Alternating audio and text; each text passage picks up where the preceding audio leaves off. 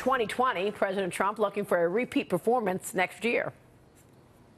What we did in 2016, the election, we call it, with a capital E, it's never been done before, and we're going to do it, I think, again in 2020, and the numbers are going to be even bigger.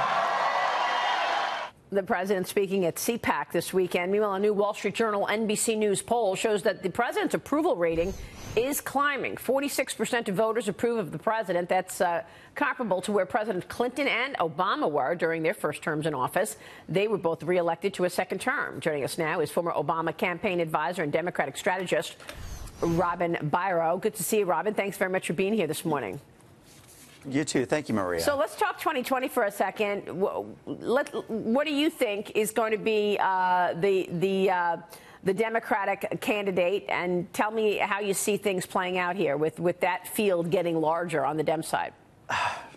We just had two jump in within the last couple of days, so it's getting larger by the day. And that's going to favor, honestly, Bernie Sanders right now, unless Joe Biden actually does enter the race. He did just recently get his family's blessing to run for president, so we're all waiting. If you recall, Maria, he said that he was going to have a decision by January. It's now March, so we're all still waiting with bated breath to see if he's actually going to throw his name in the race. I wonder if Biden even wants it. I mean, here we are still talking about it. By the way, Robin, that same poll is asking about desirable traits for presidential candidates, coming in at the bottom of the list, being over the age of 75 and being a socialist. Yeah. One 2020 Democratic hopeful checks both of those boxes, and that is Senator Bernie Sanders.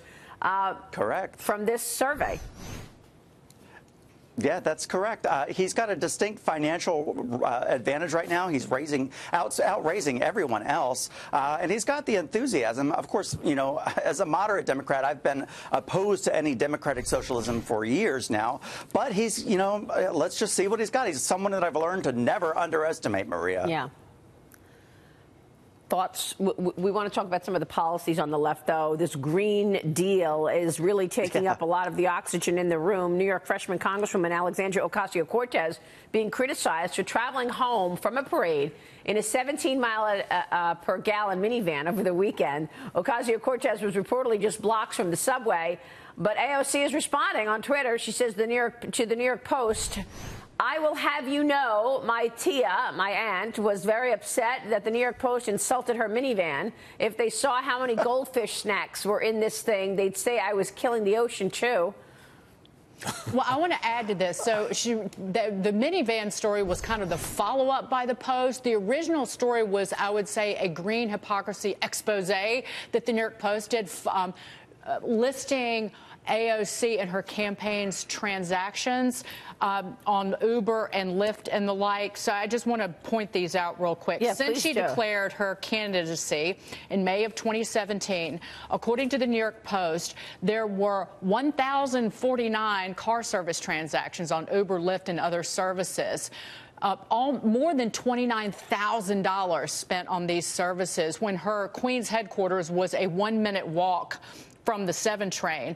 But you compare that to Congressman Max Rose, whose district is more than twice the size of AOC's, spanning 2 boroughs like hers, listed only 329 transactions for car services, totaling more than $6,000. So they're going to hold her feet to the fire because, again, the problem that a lot of people have with these elected representatives, their attitude is, do as I say, not as I do. Yeah. I've got a question for Robin, because I'm interested in how folks within the Democratic Party are thinking about the AOC issue. I mean, I know for those on the right, it's sort of a mix of astonishment at her social media skills, but also astonishment that Democratic leadership just seems to have given her the reins of the party. And there was a tweet this weekend from a Democratic pollster that I admire a lot, John Anzalone, who said, "My main gripe about AOC is that while I respect her voice in the party, I don't think she respects mine or anyone else's who differs with her on policy or comes from a different political electoral reality."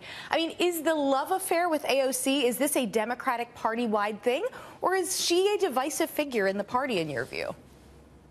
She is somewhat of an anomaly, but I want to say that here on the left, we're pretty content with her right now because she's the new boogeyman for the right. And if you'll consider for the fact that we haven't talked about Hillary's emails ever since she was elected, and that delights me. And that's just being brutally honest. But you know, I love when hypocrisy is called out, regardless of what side of the aisle. And I do think that she's got some you know, it's not just as cut and dry as she was in her aunt's minivan. You know, this Green New Deal that she's pushing seeks to outlaw all fossil fuel vehicles in 12 years. And, you know, she's got to kind of put her feet to the fire on that. Yeah. I think it's also outlawing cows, and there's a photo of her eating a cheeseburger over the weekend. Yes, too. yes, more hypocrisy. Can I just point this out, Robin? Former Colorado Governor John Hickenlooper launching his campaign for the Democratic presidential nomination. There you go. You got another one this morning. Oh, gosh. Well, does he have a shot? Does Hickenlooper have a shot? You know, it's hard to say. Like I said, with the field so crowded, it's actually hard to keep up with all of the names right now. There was a candidate that just entered this weekend from Puerto Rico. He just got enough support to now enter the Democratic debates. And his platform is seeking statehood for Puerto Rico. I mean, it just goes on and on. We've even got our first openly gay. Are the policies of this new group of Democrats trying to become president, are the policies worth talking about? Do we know what their policies are, or are the policies AOC's policies, like the Green Deal, or is there reason for running just to stop Trump? I mean, is that going to work? You know, try to run for president so that you could resist, and try to take down this president, the duly elected president, or do you think that Hickenlooper, you know, all of the candidates so far, Kamala Harris, have they articulated a proposal to help people? They have. Some of them have very specific ideas, and a lot of them, I'll be honest with you, you know how this works. A lot of them are entering this race because they're hoping that a Democrat candidate actually wins and that they could get a cabinet position. That's kind of how that works. That's how it worked in Trump's campaign. Yeah. You know, that's just how it is. And I don't besmirch them for that. But one that stands out for me is Amy Klobuchar, and I think she's going to do well in Iowa and New Hampshire specifically and gain traction because she's a moderate, and I think that's going to appeal to more centrist people and maybe look to pull some people from across the aisle who may be holding their nose at Trump. All right, we will leave it there. Robin, good to talk with you. Thanks so much.